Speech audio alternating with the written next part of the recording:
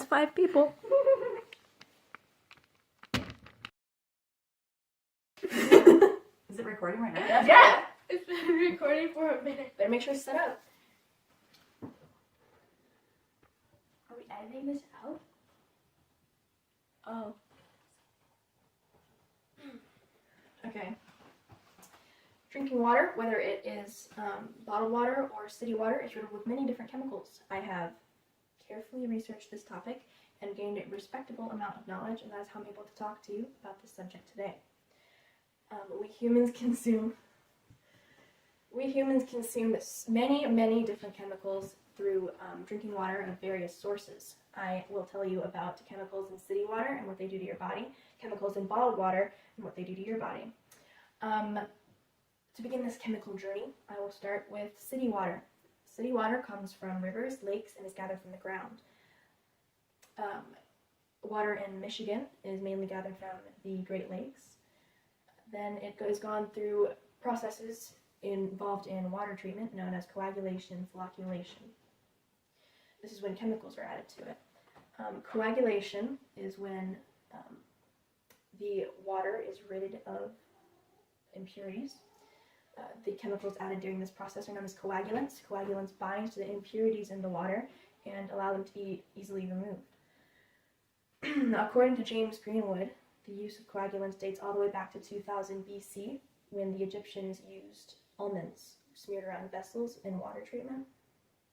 The chemicals used in this process are ferric sulfate, ferric chloride, organic polymers, and aluminum sulfate, or alum. The chemicals involved in coagulation are approved by the FDA, although exposure to these chemicals in copious quantities have proven to be harmful to the human body.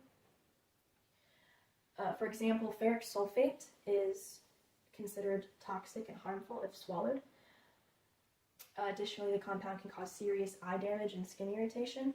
It is considered highly corrosive to some metals, and its main use is in water purification and as a soil conditioner. The chemical aluminum sulfate causes irritation, burns, and respiratory issues. Its main ailment is skin irritation. However, if it's inhaled, it can cause headaches, nausea, and respiratory issues. According to the Centers for Disease Control and Prevention, the main disinfectant used in public water systems are chlorine and chloramine. In a CDC article about chlorine, it explains that exposure to low levels of chlorine can cause eye, nose, and throat irritations. Additionally, boiling chlorinated water can lead to exposure to chlorine gas, which is thought to be linked to lung disease and tooth decay. As previously mentioned, these chemicals are less harmful in smaller quantities as approved by the EPA.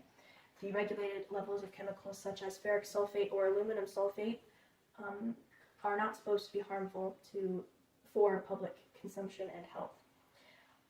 Affinity Chemical wrote an article titled Alum Environmental and Toxicological Information, where they explained that aluminum sulfate is fairly non-toxic in drinking water. However, in high enough doses or in a large enough quantity, it can prove to be fatal. Many people are concerned with the amount of chemicals they find in city water, so a lot of people turn to bottled water instead. Most bottled water is treated through processes called filtration, distillation, or ultraviolet light disinfection, among many other processes.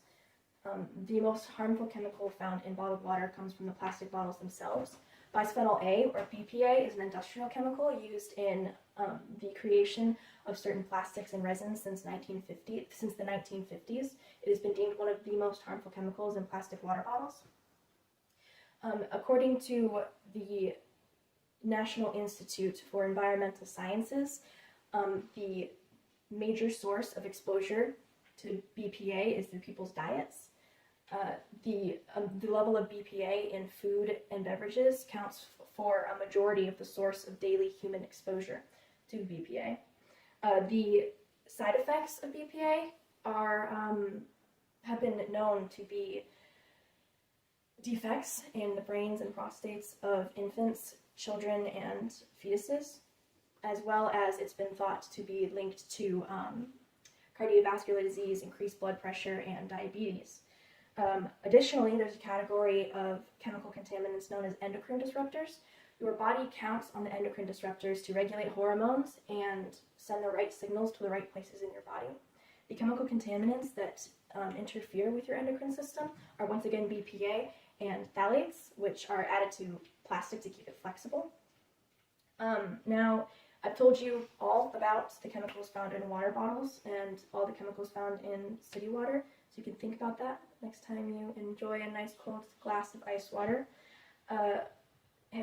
Humans do in fact consume many chemicals in drinking water.